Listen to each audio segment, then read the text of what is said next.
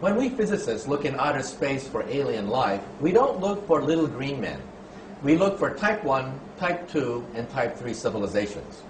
A type 1 civilization has harnessed planetary power.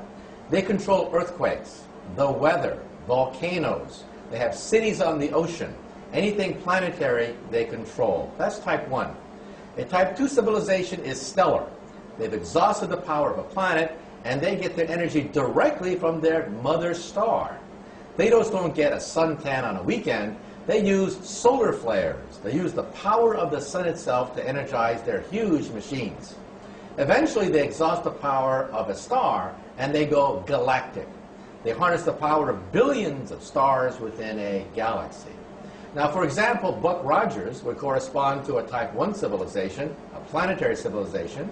Star Trek and the Federation of Planets, who have colonized a few star systems, would correspond to a type 2 system. And the Empire of Star Wars would correspond to a type 3 civilization. Now, what are we on this scale? We are type 0. We don't even rate on this scale. We get our energy from, not from stars or galaxies, we get our energy from dead plants, oil and coal. But we can calculate when we will attain type 1 status, in about 100 years. Now, every time I read the newspaper, I see evidence of this historic transition from type 0 to type 1. And I am privileged to be alive in the most important era in the history of the human race, the transition from type 0 to type 1. I read the newspaper, and I see evidence of this everywhere. What is the European Union?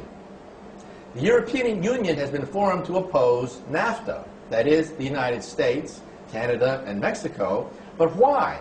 Because we're seeing the beginnings of a type 1 economy. Huge planetary trading blocks are the beginnings of a type 1 economy. And what language will this type 1 economy speak? Everywhere I go around the world, I find that the elites all speak English as a second language. In the future, the planet Earth will be like that. Everyone will speak their own native language, but on top of that, there will be a type 1 language, probably English. There's also going to be a type 1 culture and a type 1 political system as well. You can go anywhere on the planet Earth and show people pictures of two individuals that are instantly recognizable by any human, Madonna and Arnold Schwarzenegger. In other words, we're talking about Hollywood movies. We're talking about rock and roll, rap music, blue jeans. That's going to be the planetary culture of the planet Earth. And what is the Internet? The Internet is the beginning of a type 1 telephone system. That's all it is. And so this transition is perhaps the most important transition of all time. Some people don't want it. They fear this transition because this transition is to a planetary civilization tolerant of many cultures. These are the terrorists.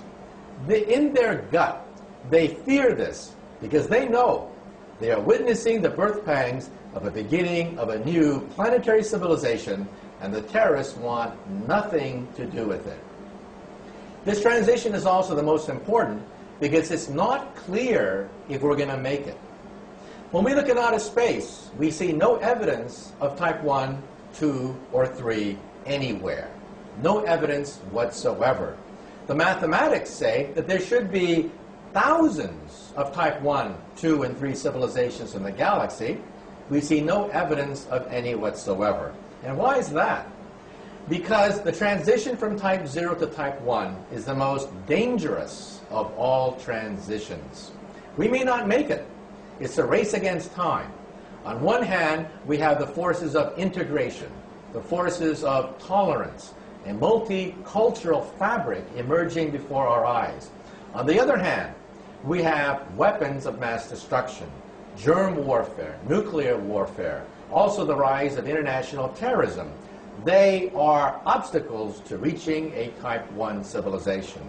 So in other words, perhaps they didn't make it in outer space. If one day we have starships and visit other star systems, perhaps we'll find planets whose atmospheres are irradiated or whose atmospheres are too hot to bear life because they did not make the transition from type 0 to type 1. Now, by the time you're type 2, you are immortal. Nothing known to science can destroy a type 2 civilization. Even a supernova cannot destroy a type 2 civilization. They'll either move their home planet or they'll simply stop the nuclear fires from exploding. And by the time a civilization becomes galactic, they may in fact have the ability to control the fate of the galaxy itself. By the way, if you're type 3, you will explore the galaxy not by sending Captain Kirk on an Enterprise hopping from star system to star system. That would take millions of years to explore the Milky Way galaxy. The way you do it is you would create a robot. Have the robot land on a moon. It would create a factory. It would make millions of copies of itself on this moon, which is quite stable, and send these to other moons. Then each of these would create another factory. Starting with one robot, you would have 1 million, then 1 million million, and 1 million million million, until you had a sphere expanding near the speed of light, containing trillions of these robots. They would land on a moon and simply wait.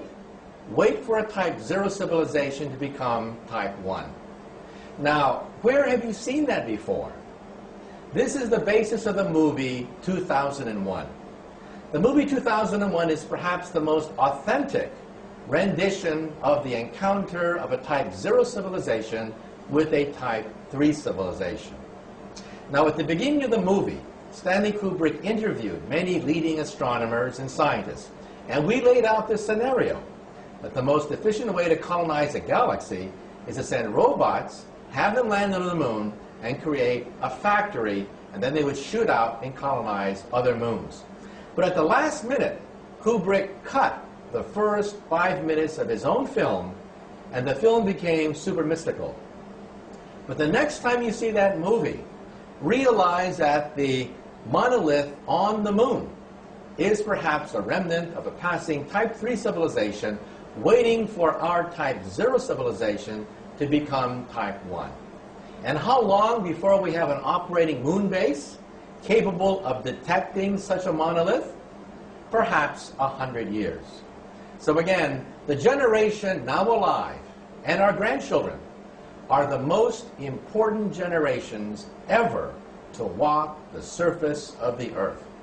We are the generations that will determine whether we make the transition from type 0 to type 1 or we destroy ourselves because of our arrogance and our weapons.